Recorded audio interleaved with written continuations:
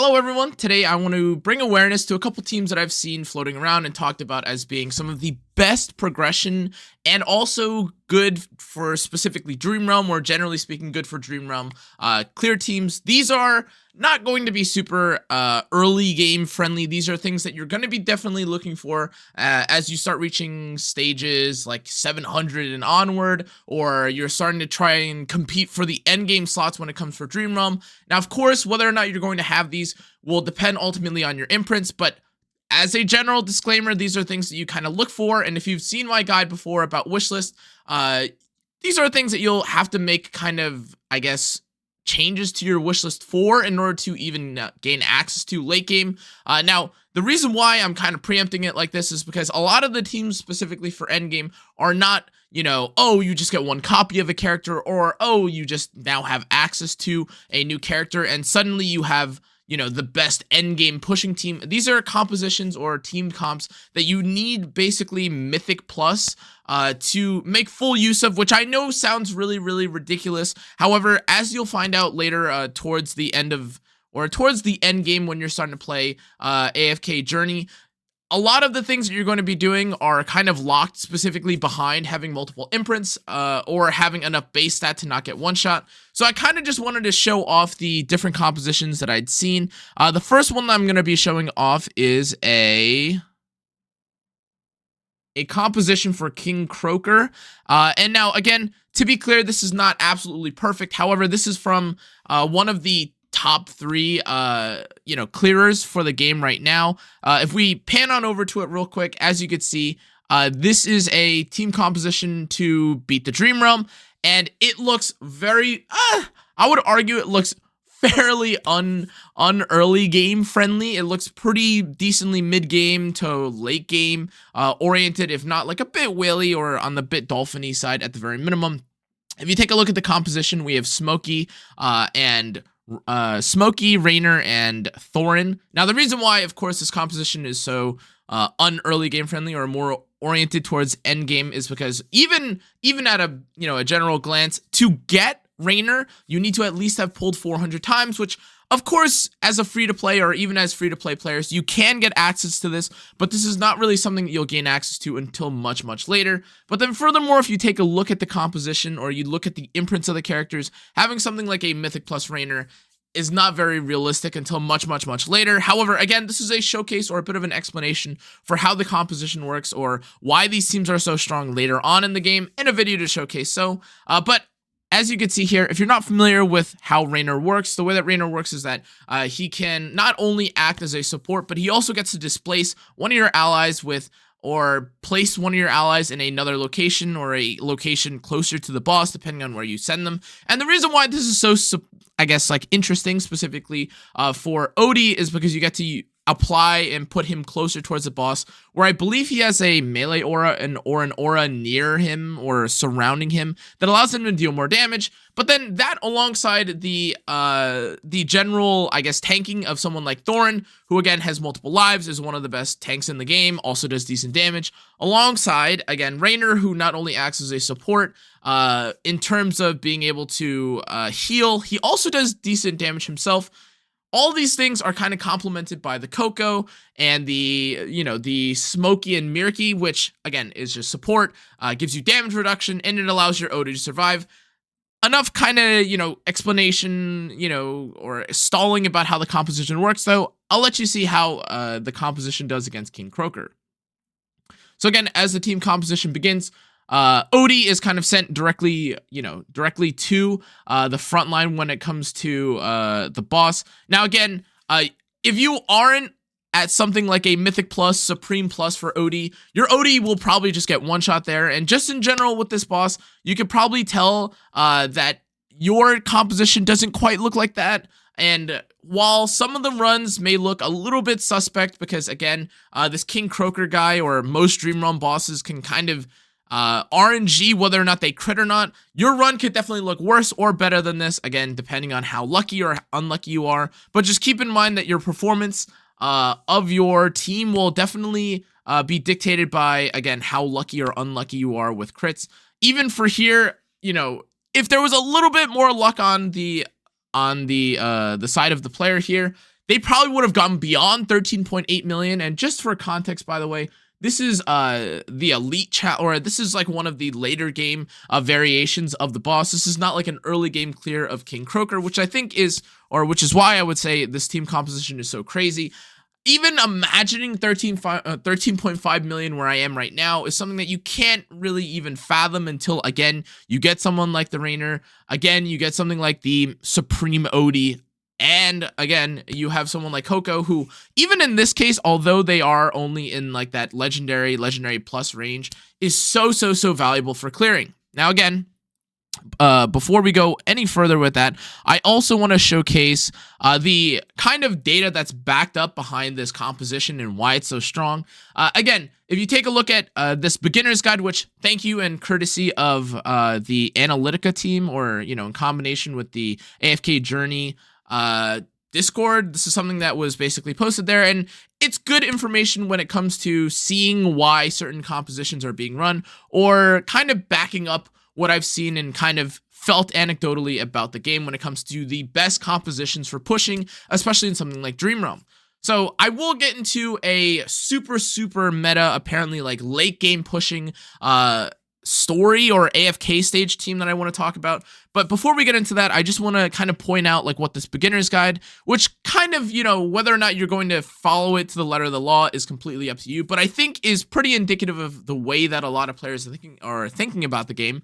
Is, again, you take a look at it, the wish list, it involves characters like, you have Odie, you have the Smokey, which are both really good, but then you have later, or I guess like kind of wilder characters that are kind of prioritized here. You see, again, the Iron, the Hewin, and then later on as well, again, you could see even in the epic recommendations, stuff like the Shakir, stuff like the Tamesia, things like this are things that I've recommended in the past in terms of sometimes being really good for either story progression, because you'll need it later. If you aren't familiar as well, once you hit that 700 or 695 stage range, you start to get to the point where you have to fight 2 stages. And again, having someone like Tamesia is not only good for early arena, or for early PvE, I should say, it is also really nice to have Tamesia late game, or in the later stages of PvP, where you can kind of just run through the enemy should you need access to PvP as well. But again, this is not so much going to be about PvP, but talking about the Dream Realm and kind of the AFK stage pushes. And like I mentioned, the reason why the wish list has stuff like Iron, has the Hewins, has the Odies, has the Brutus, and the Smokey and Mirky is because they're really good for Dream Realm. And even for the Lightborn characters like Kroer and Marley are also really good because they do so much damage, or they protect your backline characters like what Kroer does, where if you aren't familiar with Kroer's kit, because, you know, who's Kroer, he's just an A-star, he looks like a generic character. He's really good because he protects your backline, and especially in that video that I showed you just there, if your characters are getting a little bit low and it feels like they need a shield, Kroer is kind of there to, again, provide a barrier, give your allies a little bit of an extra boost so that they don't get one-shot by someone like King Kroer. But, of course, these all depend on your imprints, and if you don't have enough imprints, then, of course, these characters are going to look terrible, and they'll just get one-shot by someone like King Kroer's just AoE damage. But, again, this is actually a hidden gem kind of team that I saw floating around, which is, again, courtesy, thank you to whoever Jonathan is. But as you can see here, there's actually a super meta team right now that involves Iron, Damien, this old mage guy, and then Thorin and Carolina. Carolina? I think that's her name. Yes, I think Caroline or Carolina. I think it's Caroline. In any case, the reason why this team composition looks so weird is because, of course, if you take a look at the beginner's guide and the wish list that we had talked about earlier, where's Carolina, right? Where's the priority on Damien, right? That's weird. How come we're not using any of the compositions or any of these characters here that are super good? And the honest to God truth is that these kind of characters are, or this composition specifically, excuse me, is something that you only gain access to or can really see the full effect of once you're at Mythic Plus for for all of these characters. Now, the reason why that's so important, or having Mythic Plus is so important, is because specifically Iron here isn't able to use his ultimate twice or earlier into the fight until he's at Mythic Plus. And furthermore, especially with a character like Carolina or Damien or even this mage here, although they all synergize well because the point of this composition is that they're all really big CC chains, and again, you have like the stunning from Damien, and you have the stunning and crowd control from both the old mage guy and Caroline. It doesn't really come together until you're able to survive and kind of stall and out-sustain the fight, which is especially really important late game when you're, again, kind of dealing with a load of different enemies and you need to crowd control them, but you also don't want to die, so then you need Damien for healing, which is, by the way, insane. He did 1.5 million healing here. But until you get to Mythic Plus, a lot of the functionalities of these characters don't really come alive, and you're kind of just going to be sitting there with someone like Iron, and you're like, oh my god, when is Iron's ultimate gonna come out? And oh my god, is Damien gonna heal enough? Like, is the utility enough? Is the damage from both Caroline and Thorin and this old mate? I should really look up what his name is. But these characters actually going to be sufficient? And the answer is no. Wilders, unfortunately, and part of the reason why I'm kind of labeling this as a late game team composition is because the Wilders, though very, very good, especially once you're pushing into the 700 or later, hundreds into thousands worth of stages, are really good, but only specifically after you've received Mythic Plus for them. And that's also why I want to kind of make a general shout out when it comes to this general guide towards their priority on Maulers, because Maulers, though a bit better late game as well when it comes to certain characters like Odie, or especially once you get the survivability on characters like Smokey, characters like Kroer and characters like Brutus actually perform really well just on one imprint. And even with a character like Shakir, who's kind of somewhere in the middle, Maulers are kind of what a lot of people will end up using early on. A combination of Maulers and Lightborn or Maulers and Graveborn are kind of the meta early game pushing compositions, and that's why you see so much priority on characters like Brutus, or why a lot of people will talk about a character like Smokey to be really good, and then also why they say to get one copy of a character like Brutus. Now, again, if you aren't familiar with what Brutus does, or with what specifically Brutus does, and the reason why a composition involving Brutus that involves something like Brutus, Odie, Smokey, Kroer, and then I don't know, someone like Rowan or even Cecia to give to give yourself a 4-1 faction bonus. Brutus only basically needs one imprint to activate, or only needs one copy of himself to give himself the invincibility kind of passive. And although you could again kind of argue that you may want him to be a little bit tankier, a lot of the times, since Brutus isn't a dedicated tank, this is no, this isn't an Antandra situation, this is no Thorin, he kind of just gets low one time, he kind of activates invincibility, he spins, he kind of goes in, he kind of stalls out the fight for a little bit, but then he just dies. And investing in him may give him a little bit more stat, but ultimately, if you're just using him as a one copy kind of character, he has great value, and in my opinion, he's one of the best characters, especially early game, if you're just trying to cheese certain stages.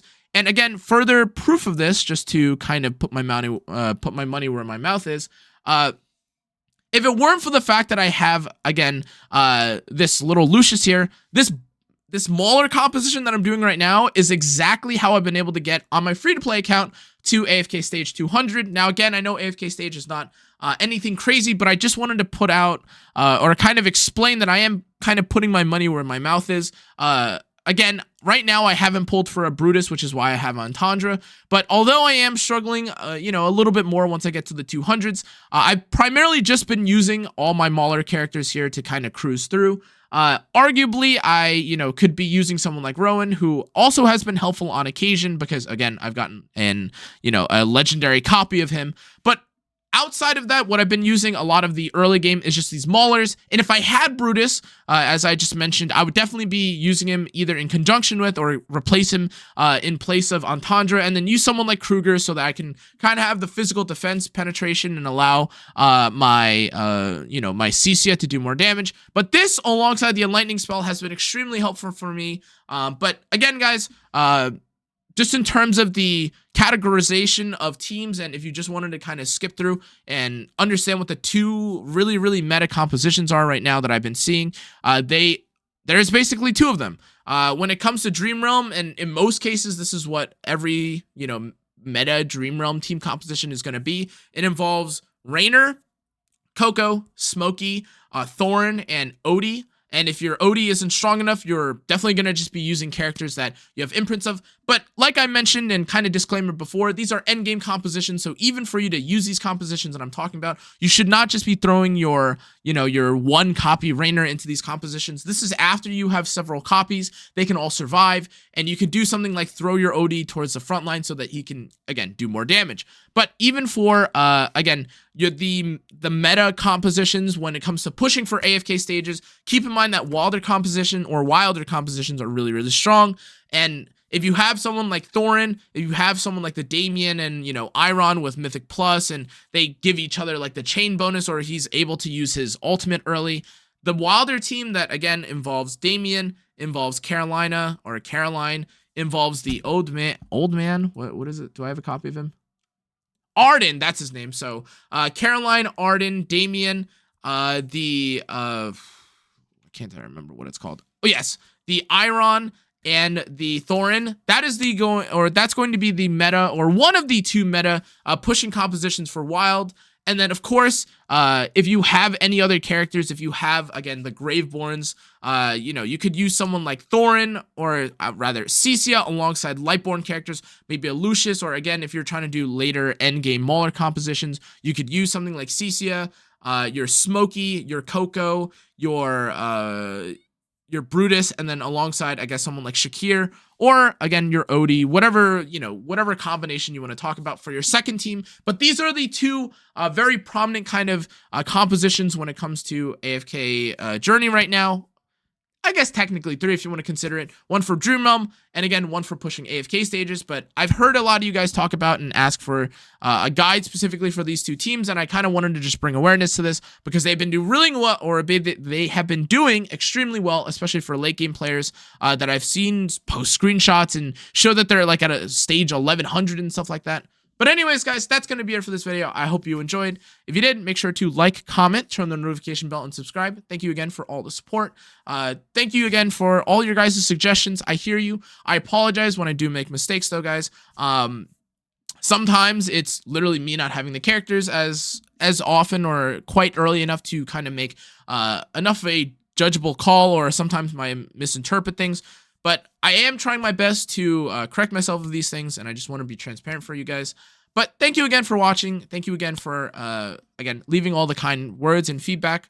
For those of you that have been learning and have been appreciating and, taking things from this video, thank you. But anyways, that's going to be it for this video. I hope you enjoyed. Make sure to check out the rest of my socials.